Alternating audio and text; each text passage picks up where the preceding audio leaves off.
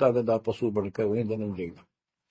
तो हमारी एक वृत्ति यहाँ से हटेगी। इस ज्ञान से अंतिम समय आप यहाँ कुछ याद नहीं आओगा। इस ज्ञान में सुनते रहे और भक्ति करते रहे, मर्यादित रहे। ज्ञान के साथ साथ यह भक्ति आपको सहारा देगी अंतिम समय में मन को उधर धकाने के लिए। वैसे नहीं धकता है, बहुत ताकतवर है। ब्रह्मा विष्णु महेश मन का अंगार मान रहे। ये ज्ञान और इस भक्ति की शक्ति इस आत्मा को न धका देगी ऊपर। अंत समय में सेकंडों के अंदर सतलोक बैठे पाएंगे। इस पर लगे रहना, इस मार्ग से जैसे दास आपको बताता जाएगा। आत्मा की साधना करनी चाहिए और मन इसी कबीर परमात्मा की कृपा से ही रुकता है और कोई जड़ी नहीं इसको रोकने की। गीता जी में अर्जुन ने पूछा है कि भगवान आप तो कहते हो कि मन रोक कर साधना करें, और मन को रोकना तो मैं पवन के रोकने के तुल्य मानता हूं। भगवान ने भी कहा कि बिल्कुल ऐसा ही है, लेकिन उसके लिए कहा कि तत्वदर्शी संतों की खोज कर फिर वो जो साधना बताता है उसमें फिर अपनी साधना से करके आप अपना मोक्ष प्राप्त कर सकते हो। फिर ये मन, इस मन को हम कैसे रोकेंगे? इस मन को ऐसे रोकेंगे, एक संत था, सिद्ध पुरुष था, उसने अपने बच्चे, और ये मन इतना पावरफुल है, ये समझ लो ये ज्योत निरंजन ही है। और ये ब्रह्मा विष्णु महेश के भी वश नहीं, तो जीव की औकात आपकी।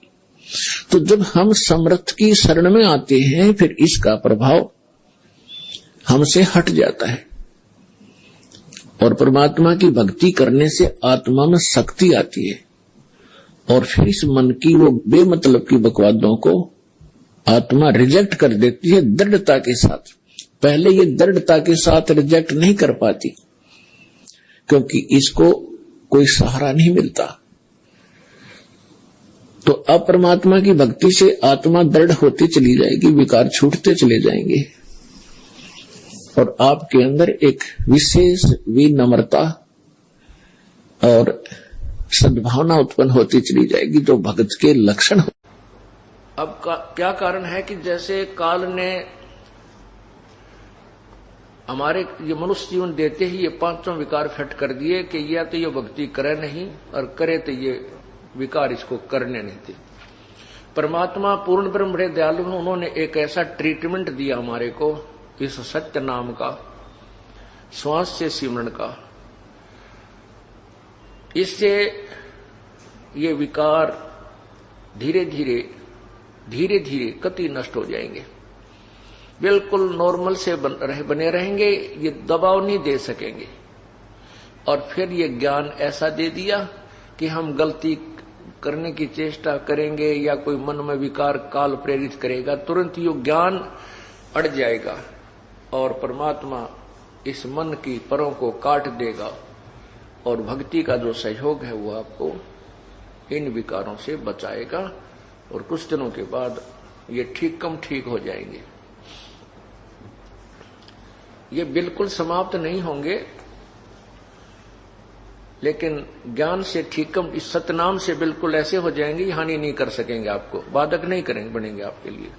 परमात्मा कोई गलती नहीं होने देगा आपसे, कोई ऐसी परिस्थिति पैदा कर देगा जो मन तो यो काल है, ये तो 21 ब्रह्मांड का भगवान है, ये ब्रह्मा विष्णु महेश के साथ भी इसने खूब ऐसी घटनाएं घटा दी जो आज तक शोभनीय नहीं लगती हैं, लेकिन संत के साथ इसकी नहीं बसाओगी। कैसे? जैसे भगवान शिव ने जब ये देखा कि पार्वती जी ने श्री रामचंद्र जी का रूप बनाकर ना सीता जी का रूप बना करके और श्री राम की परीक्षा ली थी और श्री राम ने उनको पहचान लिया था कि आप तो दक्ष पुत्री देवी हो, आप सीता नहीं हो। और भगवान शंकर ने मना किया था कि आप सीता रूप मत बनाना, श्री रामचंद्र की परीक्षा मत लेना, क्योंकि श्री रामचंद्र जी सीता के वियोग में रो रहे थे, दाड़े मार रहे थे, पशु पक्षी पेड़ों से भी पूछ रहे थे, जिसमें सीता जी का अपहरण रावण ने कर लिया था, श्री राम को पता नहीं था। उसमें भगवान शिव ने कहा था, पार्वती ने पूछा था ये आदमी क्यों रो रहा है। भगवान शंकर ने कहा ये आम मनुष्य नहीं है, ये भगवान विष्णु अवतार श्री रामचंद्र जी हैं। इनकी पत्नी को कोई उठा ले गया है, अपहरण कर ले गया है, उस वियोग में ये रो रहे हैं। तो पार्वती जी ने कहा था कि भगवान रोते थोड़े ही है, मैं नहीं मानती ये विष्णु जी हो सकता है, मैं इसकी परीक्षा लूंगी और सीता रूप बनाकर जाऊंगी। शिव भगवान ने कहा था कि तू पार्वती सीता रूप मत बनाना पार्वती। तब तो उसने कह दिया नहीं बनाऊंगी। भगवान शिव के इधर उधर होते ही तुरंत सीता रूप बनाया और श्री राम की परीक्षा लेने पार्वती जी पहुंच गई। जाते ही रामचंद्र जी ने कह दिया, हे दक्ष पुत्री माया, भगवान शिव को कहां छोड़ाई, अकेली कैसे आ गई। इस बात से वो बहुत शर्मिंदा हुई और कहा आप तो सचमुच विष्णु भगवान हैं, ये मेरी ही गलती थी। शिव भगवान ठीक है आपको प्रणाम कर रहे थे। जब वो वापस आई तो अंदर से मन काल ने प्रेरित कर दिया भगवान शिव को कि ये अवश्य गड़बड़ करके आई होगी। उसने कहा कि तू सीता बन के परीक्षा लेकर आई है। वो नाट्य भी इतना मन ने को नहीं परीक्षा ली, नहीं तू झूठ बोलती है, मेरी आत्मा नहीं मान रही है, तू गई है। फिर उसने भी स्वीकृति दे दी, हाँ जी मैं गई थी।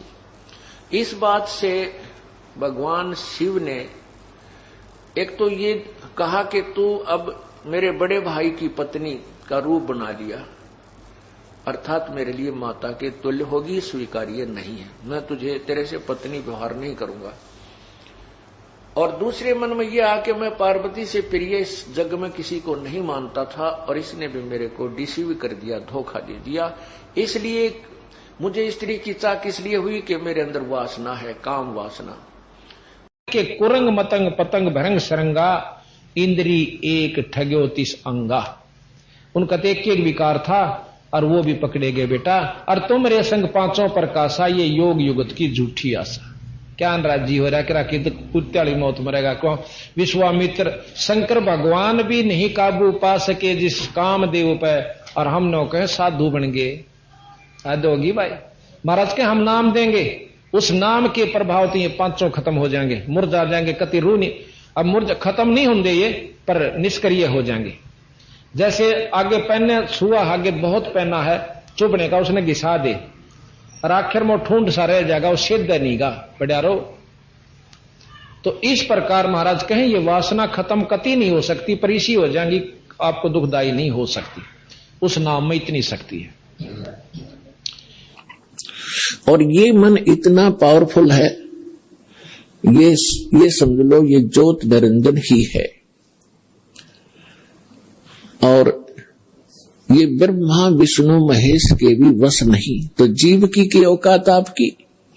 तो जब हम समर्थ की शरण में आते हैं, फिर इसका प्रभाव हमसे हट जाता है और परमात्मा की भक्ति करने से आत्मा में शक्ति आती है। और फिर इस मन की वो बेमतलब की बकवादों को आत्मा रिजेक्ट कर देती है दृढ़ता के साथ। पहले ये दृढ़ता के साथ रिजेक्ट नहीं कर पाती, क्योंकि इसको कोई सहारा नहीं मिलता। तो अब परमात्मा की भक्ति से आत्मा दृढ़ होती चली जाएगी, विकार छूटते चले जाएंगे और आपके अंदर एक विशेष विनम्रता और सद्भावना उत्पन्न होती चली जाएगी, जो भगत के लक्षण हो। लेकिन ये मन रजोगुण प्रभावित होकर के उस ब्रह्मा जी के रजोगुण के दबाव में सब कुछ भूल जाता है। ना उसको उसमें जाति याद रहती है, ना उसका परिणाम याद रहता है। ये जीव के बस का नहीं है। ये रजोगुण ब्रह्मा के द्वारा जो काल ने उसके अंदर शक्ति पैदा की हुई दी रखी है, रजोगुण बनाया है, उसकी शक्ति का प्रभाव प्रत्येक प्राणी में है। जैसे कोई शराब पी लेता है तो उसके बस की बात नहीं, वो क्या बोल रहा है, कैसे कदम लड़खड़ा के रख रहा है, वो उसका दोष नहीं है, वो उसके बस की बात नहीं है।